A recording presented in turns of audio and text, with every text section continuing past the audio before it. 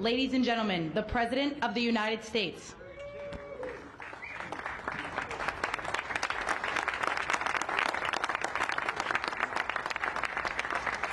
Hello, everybody. Thank you very much. Thank you. What a friendly group this is. No Democrats are here, right? Well, I want to thank everybody. This has been a labor of love. You know, we took over a building that was not properly taken care of. It just wasn't. It's a very special building, and we are taking care of it. This was grass, and when you have a news conference, and this was going on for many years, but everybody would just sink into the mud. It was extremely luxurious grass, especially when it was raining, because you'd go down about 5 inches into the mud. And when we had a press conference here, all the press standing back there, they'd be cursing me. The women would be lifting up their shoes, saying, "You've destroyed my shoes. This is terrible." So we got a stone that's the exact same stone and color as the White House itself, because we wanted the friendly feeling of that light color. And it reflects the sun, and it keeps you cool even in the summer. And we've had press conferences. We finished it about a month ago. This is, as you see over here, the Presidential Walk of Fame. And we had this long wall with half windows because that used to be a swimming pool on the other side of the wall. That was the swimming pool where Jackie would say, "I hear women inside." Are women inside? Quite a famous, I'm not saying anything, this was a part of a movie. And the Secret Service said, "No, ma'am, there's no women inside, ma'am. I'm sorry, ma'am, you're going to have to move along. But I hear women inside." "No, ma'am, you'll have to move along, ma'am." So that was the famous swimming pool. Now it's even worse. It's for the media. They covered the pool up. They covered the pool up, and now it's for From Asia to the Americas, the world's top industrial zones are being recognized for their excellence, innovation, and global impact. Among the leaders of the Asia-Pacific stands Khairpur Special Economic Zone, Sindh's proud symbol of Pakistan's industrial rise, powering exports, creating jobs, and adding value from the heart of Sindh's agro-industrial belt. Honored by the Financial Times, UK, Khairpur SEZ has been recognized for industrial excellence, sustainability, and innovation, marking a new milestone in Sindh's journey toward global competitiveness. From Sindh to the world, Khairpur SEZ is shaping Pakistan's industrial future. Sindh rising, industrial excellence, global recognition.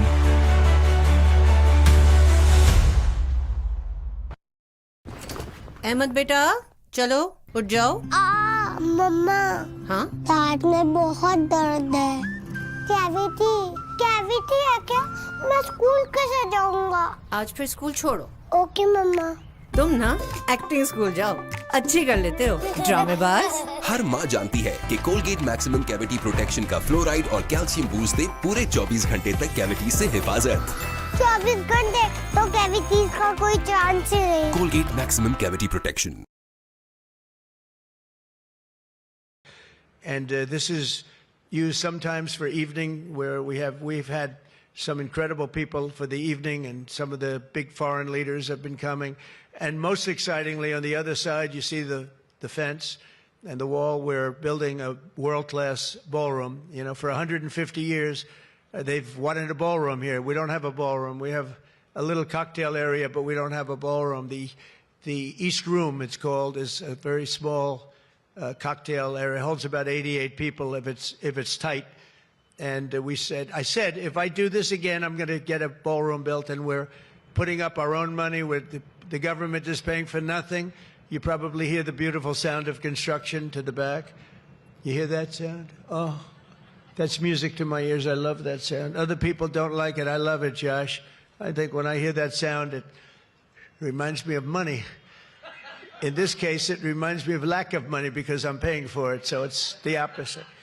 But it's going to be one of the most beautiful ballrooms anywhere in the world, and it's going to be able to take care of tremendous things. When you have, as an example, I'm going to see President Xi in 2 weeks. I'm going over to South Korea. We're going to meet in South Korea. We're going to talk about a lot of things. They want to discuss the fact that they're paying 157% tariff. It's a little higher than they thought.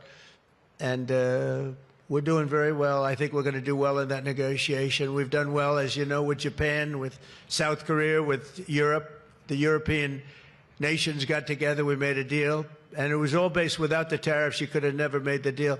I'll tell you what, tariffs equal national security. Remember that. Tariffs equal national security. You got to remember that. And they also equal wealth for our nation because we've taken in hundreds of billions of dollars in a very friendly manner, given to us by nations that used to take it from us. And they used tariffs on us. We never used it on them because we were foolish, or we were led by people that weren't business people. But it really does. It equals national security. And I wouldn't have put out, I mentioned 8 wars, 9 coming. Of the 8, 5 were based solely on trade and tariffs. India, Pakistan were going at it. 2 nuclear powers, and serious nuclear. 7 planes shot down. They were ready to go, and I called them up. I said, you go to war, and we're not doing a trade deal. And they said, well, what does one thing have to do with the other? I said, it has a lot. You're nuclear powers, and if you do it, we're not doing a trade deal. And 24 hours later, they called me, we have decided not to do it. We stopped the war. We stopped a potential disaster, a nuclear disaster, because of trade. And it's been really amazing. But the tariffs have made us a wealthy country. They've given us tremendous defense. They've given us things that we can do for other countries, very positive. But again, really, it's national security, it's national defense, and they are so important. And it's incredible that presidents, for the most part, didn't know how to use them, when to use them. If you go back, you'll see some of the presidents that were the most successful were believers in tariffs. And I even see foreign countries now that we are doing very well with taking ads. Don't go with tariffs. They're taking ads. I saw an ad last night from Canada. If I was Canada, I'd take that same ad also. But they're actually on television taking ads. But I do believe that everybody's too smart for that. We have a very, very big and important case coming up. We should win the case based on the legal merit. We should also win the case based on all of the things I just said. But we're a wealthy country again. Last week, as you know, they found $31 billion. They came to see me. Sir, we found $31 billion.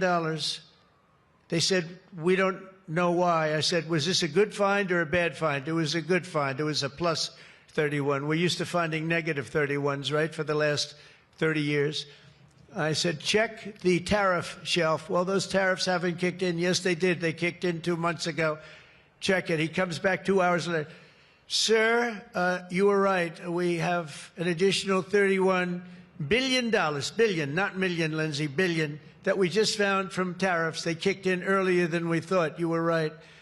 We're a wealthy nation again, and we're a nation that can be secure. We're a nation that can start paying down our debt. And with tariffs, we're the wealthiest nation ever in the history of the world. Without them, we've got to slog. We've got to slog. But remember this, other nations, including China, Japan, European nations, they used tariffs against us for many years. That's why we owe $37 trillion. That's why. But they used tariffs very successfully against us, and we had presidents that never fought it. But now you have a president that does fight it. So I just want to welcome you to the incredible Rose Garden. It's just an incredible place. It was done, we did it, brought it back to health. It was in very bad shape, actually, and we brought it back to health. First Lady Melania did a fantastic job on it, the surrounds and everything. It's all brand new wiring. You know, underneath there's a lot of wire, a lot of things. Everything brand new, everything beautiful. The only thing we did is we had to get a hard surface here because nobody could use it because of the grass. So I just want to welcome you, and I hope you're going to be here a lot. We're going to use it for meetings. We're going to use it for press conferences. Now we can use it. It was unusable before, and now we can use it. But everything that you see was redone. All of this was redone, and the whole White House is being redone. Some of you came through what they call the Rose Hall. They call it different names, but you probably noticed, I don't know if you came through this door. Did you notice the white marble floor that was put there? That was made out of Home Depot tiles, about 1 foot by 1 foot. They were all broken, about 30 years old. And I replaced it with book-matched marble, paid for by your friend, President Trump. It's like, It's amazing how people like it when you say you paid for it. When I say I paid for it, they say, oh, I love it. But it really, they did a beautiful job. They're great talents. They're very talented marble people I have. And they replaced it with beautiful Paradiso marble and statuary marble. And it's really, really beautiful. I want to thank the outstanding leadership team. And you really do have that Majority Leader John Thune, who's been my friend. He really has done an amazing job. Thank you, John. Thank you. Done an amazing job. I didn't get to know John as well in the first term, and I've gotten to know him very well over the last 9 months, John, and you're doing a fantastic job. Thank you very much. Really great. Majority Whip John Barrasso, who's outstanding man. Thank you, John. Thank you. Great guy, too. Conference Chair Tom Cotton. He loves that military. He loves the, he loves the military. Policy Committee Chair Shelley Moore Capito. Shelley, thank you very much, Shelley. Vice Chair James Langford. Very good, James, thank you. And you know, we have everybody but one person here. You know, everybody showed up. I figured you'd have like, I'd say 40 would have been a good number, right? We have everybody.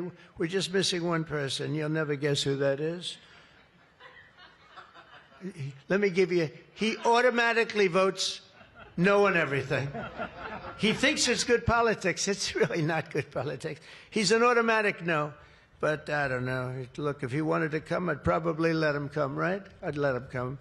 Begrudgingly, but would let him come. And National Republican Senatorial Committee Chair, an unbelievable guy, Tim Scott. You know, Tim, I shouldn't say it because it's so, I don't know if it's good or bad. But Tim ran, and he was very effective and very good. But he was on the debate stage and everything else. He was good just because he's good. But he wasn't as good as they thought he was. And when he got out of the race, he endorsed me almost immediately. And I used him as a surrogate. And I wasn't sure if I should because, you know, sometimes I want a total lunatic to get up and fight for me. And Tim is a really good person. So I wasn't sure. And I put him on the stage, and he ripped the heart out of everybody. He was so brutal. He was so unbelievable. It turned out to be absolutely one of my best surrogates, and it includes a lot of you people that were here. You were all surrogates. But Tim ripped these people apart. And after watching 2 or 3 times, then I wanted him all the time, right, Susie? I said, I want Tim Scott, get up there. But he was so good. And I said to him, Tim, when you fought for yourself, you were much different. When you fought for me, you were a tiger. You were like unstoppable. You were, really was. You all saw that. What's the difference? He said, I've never liked selling myself, and I love selling somebody that I really do believe in. I really believe in you, and I just felt that way.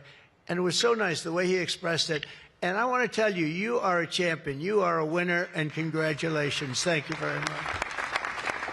I never love telling that story because I'm not sure if it's a good or a bad story, but I'm telling you, you are an amazing guy, and you fought for me so hard, and I really appreciate it. You got to be my #1 choice, Tim, so something happened. I appreciate it, and you're doing great doing what you're doing right now. I also want to thank the entire Senate Republican Conference for your tremendous work on confirmations. Boy, did we have a couple of weeks, huh?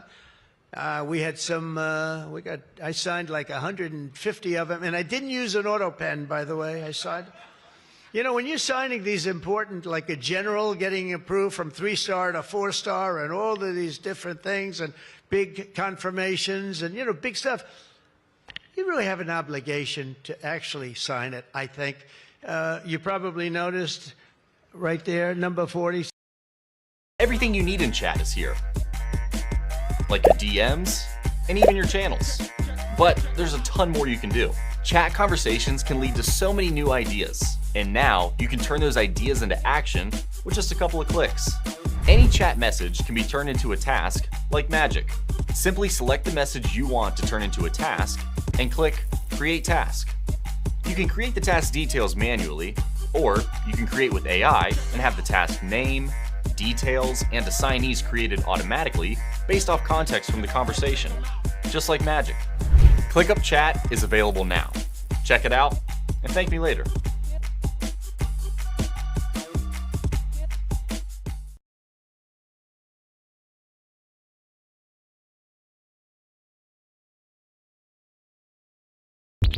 Hosting a VPS was cost-effective, simple to set up, and easy to use. The interface is really clear, the instructions are easy to understand.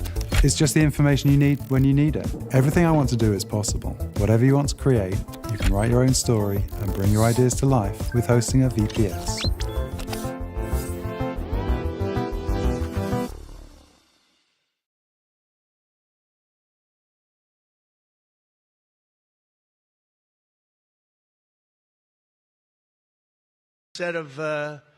Instead of being very upset with the fact that we couldn't get them approved quickly. So I really appreciate it. You used a method that I wish you could use on U.S. attorneys. You know, I have 10 U.S. attorneys who are phenomenal, phenomenal. A Harvard, a Yale, a this, a that, all top. And the problem is they're not going to ever be confirmed, I guess. I put them in. They'll be there for 3 or 4 months, whatever it's about, and then they have to leave. Because anytime you have, as you know, anytime you have a Democrat senator, not even 2, just 1, they'll say because of the time we're in, we're not approving that person. We're not approving. They never do. They won't approve. And therefore, because of blue slip, I have to tell the person after 3 months, I'm sorry, you'll have to leave. And I put somebody else in. And I've had Democrat senators say the only one we'll ever approve is a Democrat. This is not constitutional. And you really, I hope you can look at that blue slip thing, because I have 10 people that are phenomenal, and they're going to have to leave office. Highly educated, top of their class, everything. And they're going to have a mark on their career that they were a U.S. attorney for 3 months or 4 months, and then they had to leave. And that's so unfair. It's unfair to the public, because the public voted for me in a landslide, and I'm supposed to be picking the U.S. attorneys. And this goes for judges also.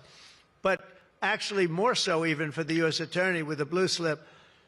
So I have these phenomenal people, many of them young, but truly fantastic people, and they're wondering what's going to happen in another 3, 4, 5 weeks.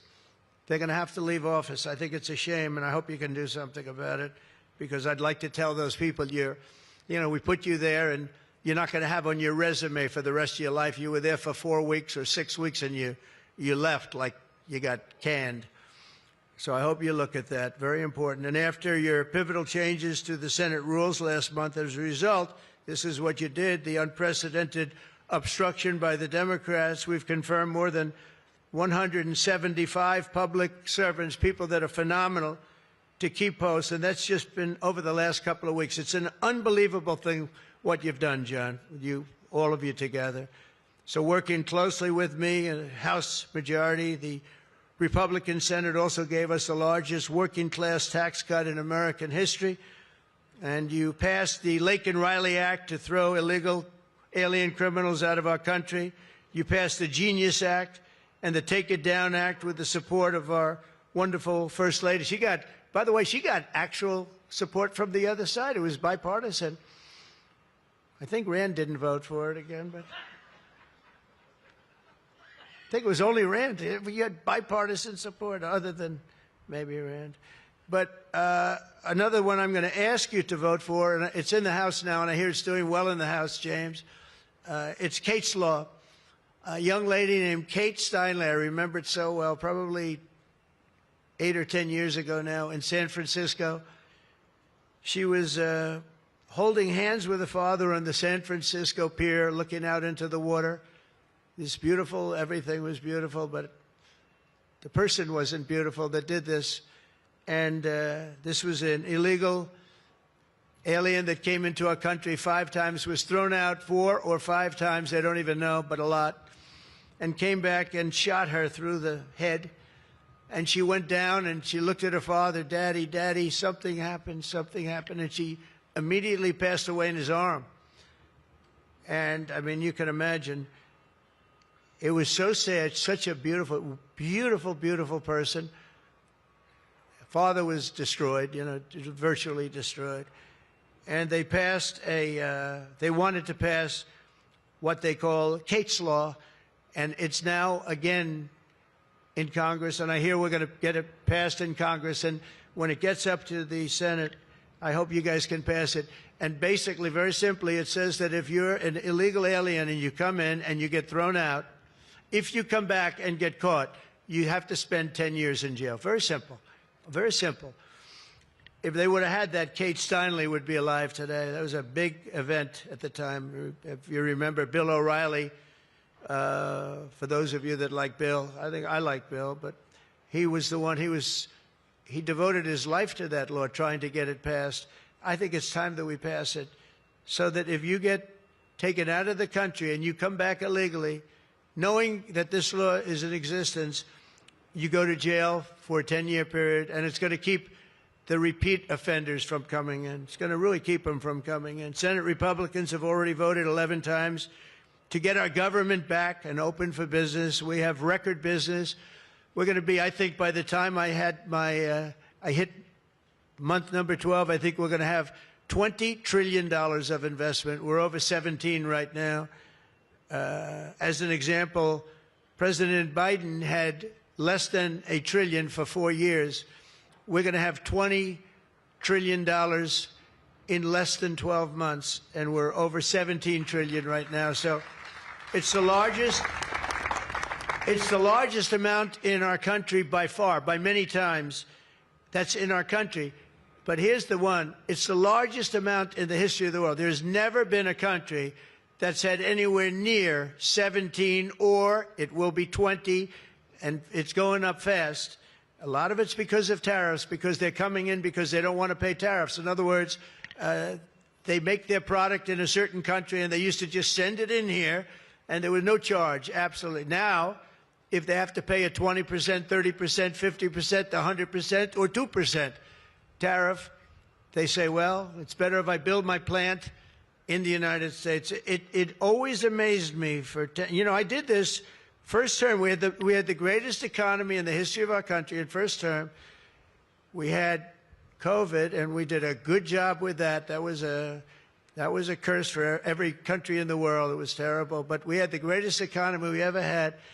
But if you remember, I started the tariffs, but I held it off because it wouldn't have exactly been good at the time to tell France, you know what they were going through, you know what Spain was going through and Italy was going through, that, by the way, we're going to charge you tariffs. But I had started the process. We were going, the country was doing good, and I took in hundreds of billions of dollars from China. I put the full tariffs on China. Biden left the tariffs because he couldn't, it was too much money, but they gave so many exceptions that they were essentially meaningless. In other words, here's the tariffs, but you don't have to pay if you look at somebody the wrong way. You don't have to pay. So they didn't pay very much. But with me, they were paying hundreds of billions of dollars. And again, I have a great relationship with President Xi. I expect to be able to make a good deal with him, and I want him to make a good deal for China, but it's got to be fair. For years, they were making $500, $600, $700 billion. $700 billion, and we'd be making nothing. It was a one-sided, honestly, we built their military.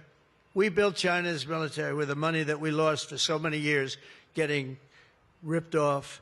So now we're going to have a fair deal. I think we're going to have a very successful meeting. Certainly there are a lot of people that are waiting for it. Maybe it won't happen.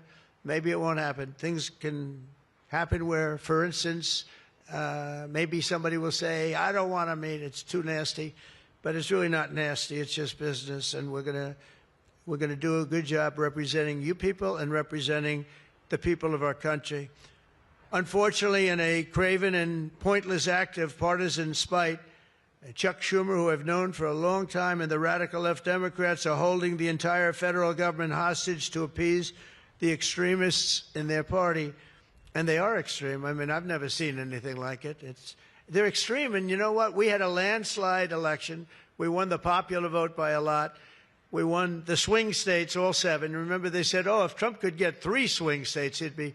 And, well, I didn't get 3, I got 7. We got all 7 by a lot, by record numbers. We won the Electoral College, 312 votes. They said, it's very hard for a Republican. It's harder for a Republican, although now I think we've swapped it. I think it's now harder for a Democrat, because if you see what we've done with the Hispanics, with the black workers and black men, and recently a poll came out with black men and women were doing so well. You know, they want security. They don't want to have their city destroyed. Women in Chicago, beautiful black women walking around with red MAGA hats because they don't want to be mugged and shot and everything else. And then you see a Democrat get up and tell you how safe it is in Chicago. Do you know they've had, in a fairly short period of time, 4,000 murders? This is over a short period of time, 4,000 murders. And they had a holiday where they had 28 people killed and almost 100 shot. And then you listen to this guy, Pritzker. I've known the family for a long time. They threw him out because he was no good, and he became governor. He's got money through the family. He's got money through the family. But they threw him out. He became governor. I said, I wonder how he's going to do. It's a crime palace. It's a shame. And you know what we did in D.C. is unbelievable. You people, you can walk down the middle of the street, Mr. Senator. You can walk down. You can have your wife meet you at the restaurant, and she's not going to be accosted, shot, beat up, raped. It's unbelievable. Cerelac का special न्यूट्रीब्लेंड जिसमें है नन्हे पेट की बड़ी ग़िज़ा।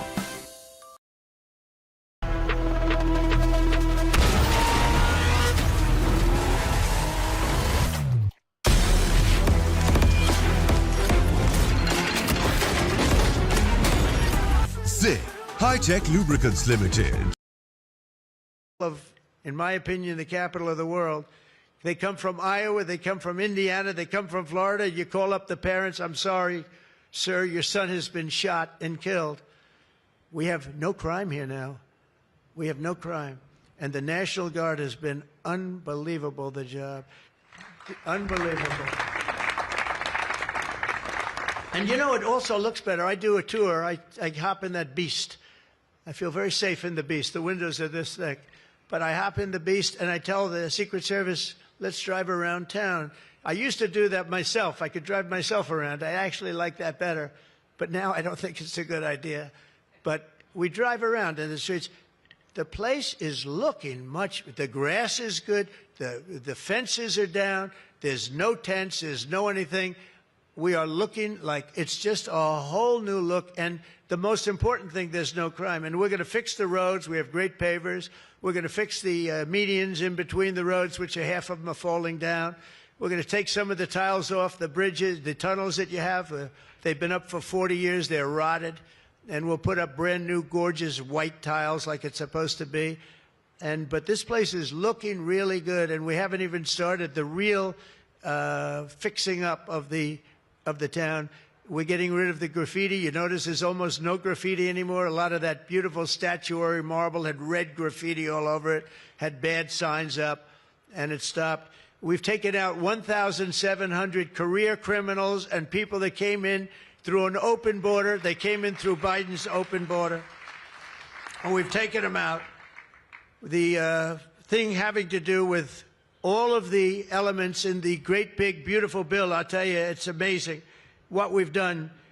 $200 billion in costs for medical. What we've done, $50 billion for rural hospitals. And remember, no tax on tips, no tax on Social Security, no tax on... Think of all of these things that we've done. This is the biggest, this is the greatest bill. Social Security, no tax on overtime. But no tax on tips. I got that from a waitress in Nevada. I was making a speech, and I'm at one of my restaurants in the hotel I own there, and I say, how are you doing? Well, sir, it's terrible. They're taxing my tips. They're going, I wouldn't have even thought that. And I looked at it, and she said to me, sir, there should be no tax on tips. I said, say it one time more. No tax on tips. I walked outside to the press. I said, there will be no tax on tips. She was right. And we won that state by a lot. That's not a state that we win by that much, David, but we won it by a lot. So it was pretty good. But that bill is chock full of so many different things. So it was the biggest bill. I'm actually saying this to the fake news so that they maybe print it, but maybe not, because you people know. It was the biggest bill ever passed in Congress. And what we did was a little risky. We put everything into the bill, John, right? And some people were against it. They said, no, you got to do small bites. and we gave it a shot, and we got it passed. I got a call from John. He said, it was 3 o'clock in the morning. Sir, we have 4 hard no's. Could you please call him? I said, what time is it, John? It's 4 o'clock in the morning, sir. So I call up. One of you is sitting right here. I said, Jim, could I say hello to you? It's 4 o'clock in the morning, right? He said, sir, you have my vote. I said, wow. Then I called up another person. I'll use fictitious names. Doug, could I get your vote? You've got it, sir. Then I called up another one. How about Josh? Could I have your vote, Josh? Because I like Josh. And Josh, who can be very difficult, said, sir, you have my vote. His wife was screaming at him on the other side.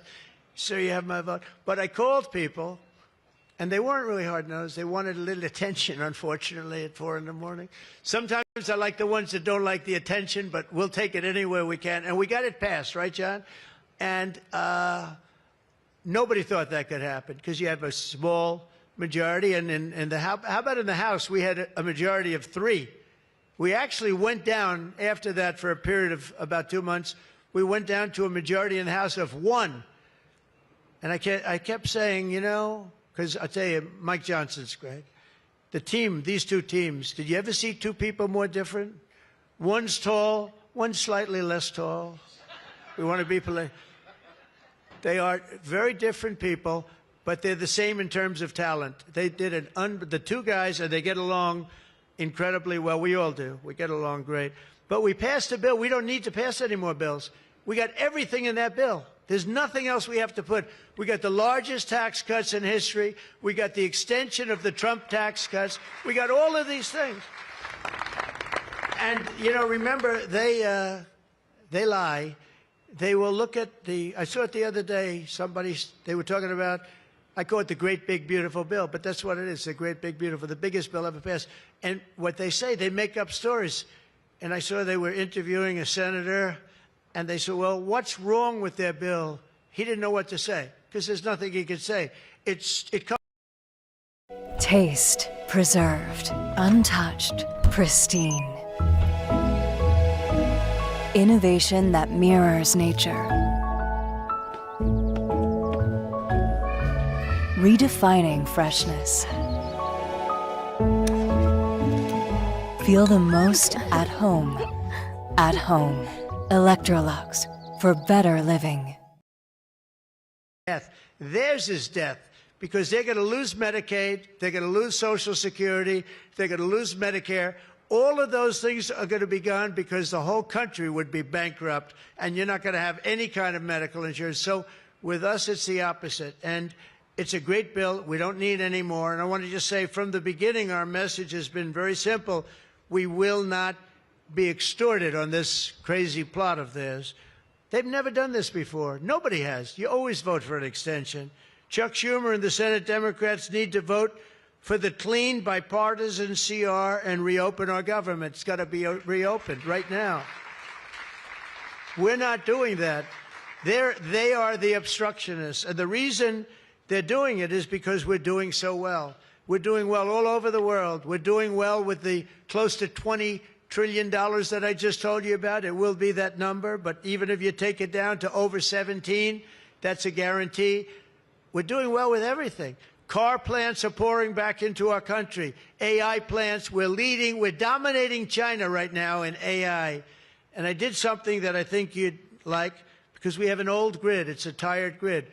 It doesn't have the juice that you need to fire up these plants. You know, these plants will need more than double the energy we have right now for the whole country. That's how big it is. And we can't do that. There's no way we can do that. China's building right now 52 power stations. But I did something better. I'm letting everybody build their own power plant, so they'll become like an electric utility in addition to AI. But if they want to build their own plant and we get their approvals within less than a month, it used to take 5 years prior to rejection. Sometimes a guy in Louisiana, they had one that took 12 years, and then they got rejected. I got it approved in 2 weeks when I got into office. That was the first term. And the plant is up now, and it's been a great thing for the state. I did it twice, actually. I got 2 of them that were dead after 12 years, and I got them approved both of them in less than a week. And that's what we're doing. Lee Zeldin, by the way, is doing a phenomenal job, Environmental Commissioner, I have to tell you. He knows that we have to get them fast, and we're getting them fast. So we're leading China in the AI race by a lot. Under Biden, Democrats voted 13 times for continuing resolutions to keep the government open. And all we want is simply to ask them to do it once again. They always voted for it. They never voted against it. Nobody votes against it. But they do that, and they do. It's partially my fault. I mean, I'm watching you, and I'm looking at all these great faces that I've seen, really great people. I think with few exceptions, a couple of you I don't like that much, but with few exceptions, great people. And you look at what they do, and you look at the game they play, and it's a horrible game. And, you know, we have the hottest country ever.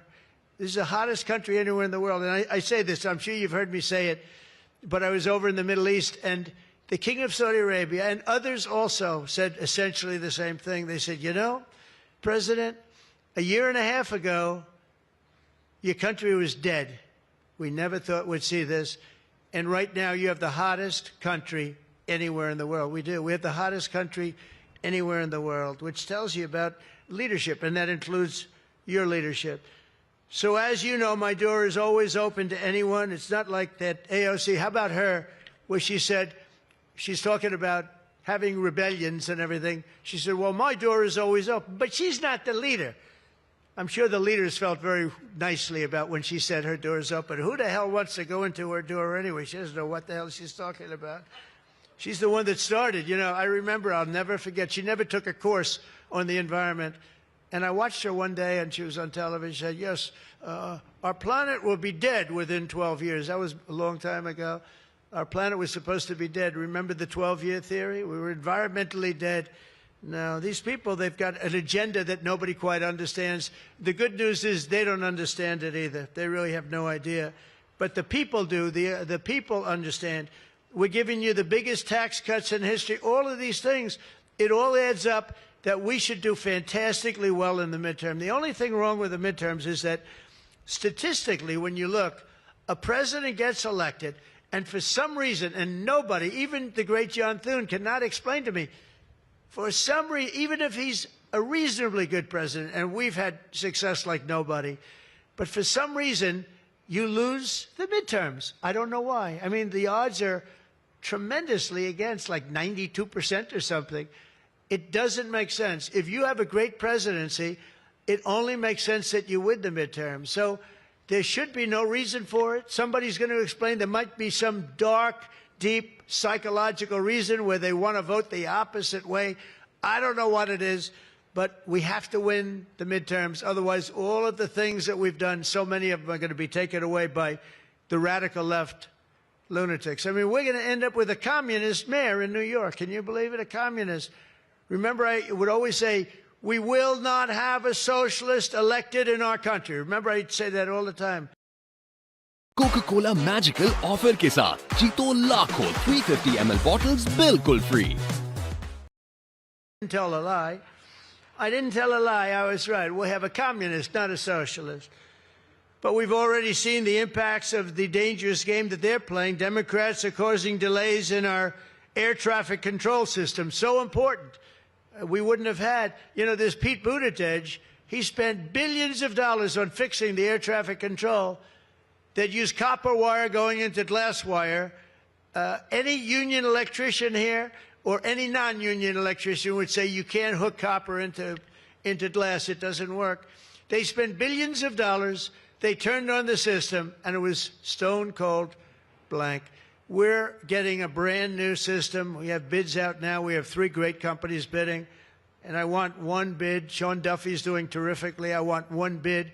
I want just bid, and they're responsible for everything. Not where they had like 1,000 contractors. Every contractor, they're all running around. In the end, if one of them does a bad job, we want to be able to blame somebody, and it's going to be one of the very big companies because there's a lot of interest in it. So the air traffic control system is going to be rebuilt. Over 1 million federal workers right now, as you know, are going unpaid. That's the Democrats' fault.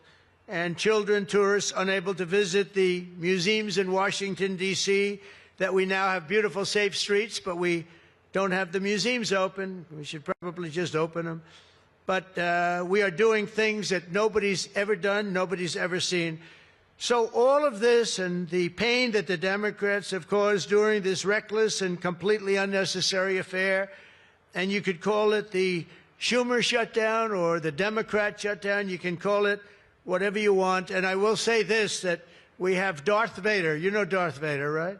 Darth Vader is a man who, I think he's sitting right. Is that Darth? Stand up, please, Darth Vader. Stand up. Does everybody know? They call him Darth Vader. I call him a fine man. But he's cutting Democrat priorities, and they're never going to get him back. And they've caused us, and they've really allowed us to do it. And by the way, thank you. You're doing a great job, I have to tell you. So really a great job. Because many of the things that they're cutting, like the New York project, $20 billion we're cutting it, they're not going to get it back. I mean, they're not going to get a lot of things back. They may not get it back. Maybe we'll talk to them about it. But they're losing all the things that they wanted. But many of the things that they wanted are things that we don't want, things that are just so bad for our country. And we're cutting those things out. So while they thought they were doing maybe bad, maybe indirectly they're doing good. The cynical comment that they've made all over the place, and all of their cynical remarks proves beyond all doubt that Schumer is a calculating political partisan. But we knew that. But he's somebody that's in deep trouble. He's losing in all of the polls. He's even losing to AOC +3. Remember +3? What happened to the +3? Are they still around?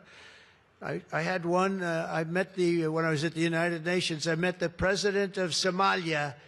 And I said, I have somebody I'd like to give back to you. He said, no, thanks. We don't want her. He didn't want anything to do with her. But today I'm calling on every Senate Democrat to stop the madness, to let our country get back. In the greatest moment in the history of stands what they're doing the wrong thing. And with that, I just want to say welcome to the White House. When we're finished, they do a great job. When they're finished, we're going to all come in. It'll be a little crowded, but that's okay. Into the Oval Office, we'll talk a little bit, a couple of minutes. Got some interesting things. And I think I'd like to have, if I could, John, come up and say a few words, and we can close it out. And by the way, this is an open mic. It's open to the world. I think they can hear me out on the street. If anybody wants to come up and say after John, say it. We're all friends, and you can speak your heart out. But we've got to get our government open, and the Democrats are trying to keep it closed. Thank you. John, please. Thank you, man. Thank you, sir. Well, Mr. President, thank you for having us. This is the fourth week of the Democrat shutdown, but we are all here today because your Republican team in the Senate is unified. This is now the longest full shutdown in history, but everybody here has voted now 11 different times to open up the government, and we are going to keep voting to open up the government, and eventually the Democrats, hopefully sooner or later, are going to come around. But, Mr. President, your agenda is the right one for this country. This is your team. We are your partners in achieving and implementing the agenda that you campaigned on and the American people voted for. And you just mentioned it has been a series of promises made and promises kept, whether it's national security, whether it's the border, whether it's the economy, taxes, regulations, energy, Trump newborn accounts, school choice. You look at what we've accomplished so far. It is a remarkable, remarkable team and a record of accomplishment that can't be matched. And I would argue, at least in my time here, but perhaps in all of history. So thank you for your leadership, and we will continue to be good partners and work with you to get the work done for the American people. And let's hope that the Democrats get wise and starting perhaps even today, vote to reopen the government so we can get back to work for the American people. Mr. President, thank you for having us at your home. You have beautiful homes, and thank you for everything you're doing to make this such a beautiful place. This is America's house. We're delighted to be here. Thank you.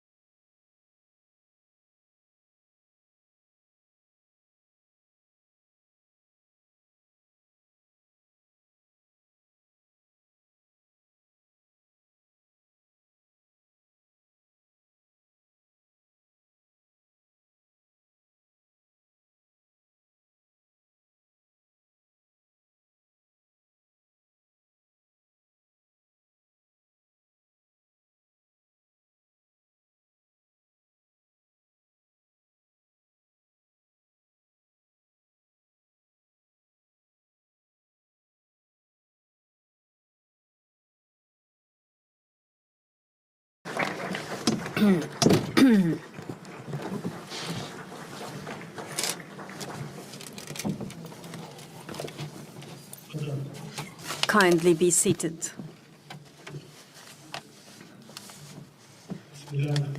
In the name of God, the gracious, the most merciful, Your Majesty's Excellencies and Highnesses, peace be upon you and God's blessings. I welcome you all to Sharm el-Sheikh Peace Summit. At this historic milestone, where we all together have witnessed the reaching of Sharm el-Sheikh agreement on ending war in Gaza, and the birth of a glimpse of hope that such deal ends an agonizing chapter in the history of mankind and opens the door, ushering in the entire world. Allow me to invite His Excellency, the American President Donald Trump, to join the peace lovers, leaders who advocate for peace in the world.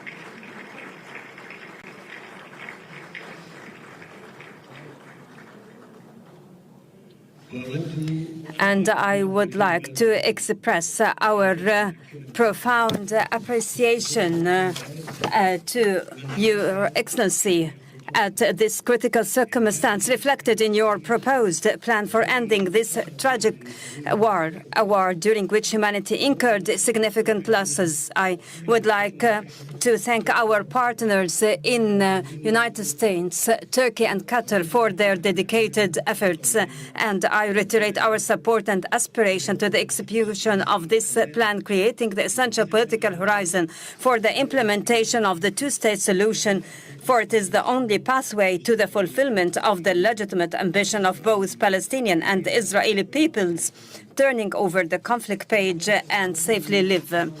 Excellency President, you have demonstrated that genuine leadership doesn't mean war waging, rather the ability to bring it to a halt. We trust your leadership that is capable to carry out the current deal and to execute your entire staged plan. Excellency President, let Gaza war be the last of wars in the Middle East. Majesties, Excellencies and Highnesses, Egypt launched peace trajectory in the Middle East nearly half a century ago, specifically in November 1977. When the late President Anwar Sadat, may God shower him with his mercy, took unprecedented steady moves in the history of the region and initiated the historic visit to Jerusalem. Since that moment, Egypt has established a new era, granting posterities a chance for life, and proved that people's security is not only realized by military force. Today, Egypt along with its sisterly Arab and Islamic states, reiterate that peace remains our strategic option. Experience showed over the past decades that this option cannot be founded except through just and equal rights. Based on this, and if the whole regional populations have always been relishing the right to their independent nations, the Palestinian people is not an exception. They too have the right to self-determination and to aspire for a future where war doesn't loom over, own the right to enjoy freedom and to live in their independent state, a state that lives side by side with Israel in peace, security, and mutual recognition. Peace is not only crafted by governments, but also built by peoples when they realize that yesterday's rivals could be tomorrow's partners. I avail this opportunity to appeal to the Israeli people. I say, let us turn this historic moment